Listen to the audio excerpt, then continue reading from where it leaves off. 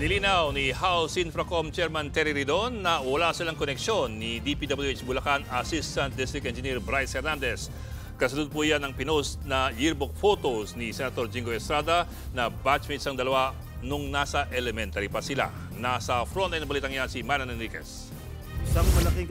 Matapos madawit na kumikbak umano sa flood control project si Senator Jinggoy Estrada, idinawit din si House Infracom Co-Chairman Terry Ridon. Sa Facebook post ng Senador, side-by-side ang yearbook picture ng kongresista at ni DPWH Bulacan Assistant District Engineer Bryce Hernandez. May caption pa yan na safe kaya tayo sa kanila?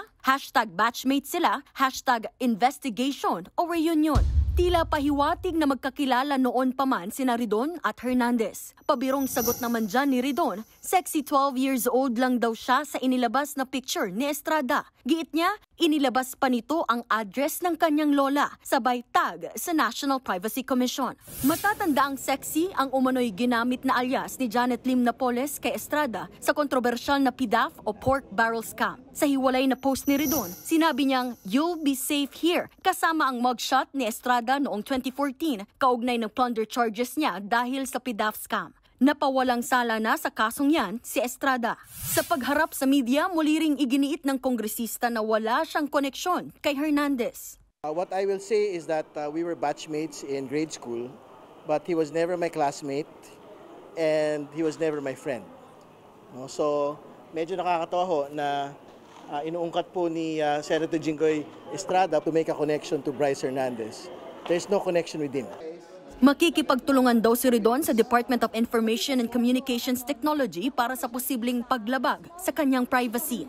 Welta pa ng kongresista, mas importanteng ipaliwanag na lang ni Estrada ang mga litratong kasama niya sina DPWH Engineer Henry Alcantara at ang nagbitiw na si DPWH Undersecretary Roberto Bernardo na parehong sangkot sa umano'y korupsyon sa flood control project sa Bulacan.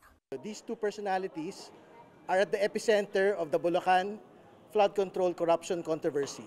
So I think that those are the pictures that are more important to be explained not by me, but by Senator Jinggoy Estrada.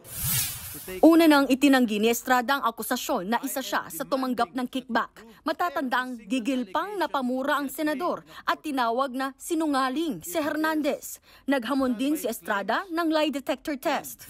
Pinag-iisipan na rin ng House Infrastructure Committee na i-apply sa Witness Protection Program sina Assistant District Engineers Bryce Hernandez at JP Mendoza. Ipadadala na rin ng komite ang sulat sa Senado para hilinging irekonsidera ang pagpapalipat nito kay Hernandez mula PNP Custodial Center sa Pasay City Jail. Paglilinaw niya, resource person at hindi pa naman akusado si Hernandez. Nagbabalita mula sa Frontline, Marian Enriquez.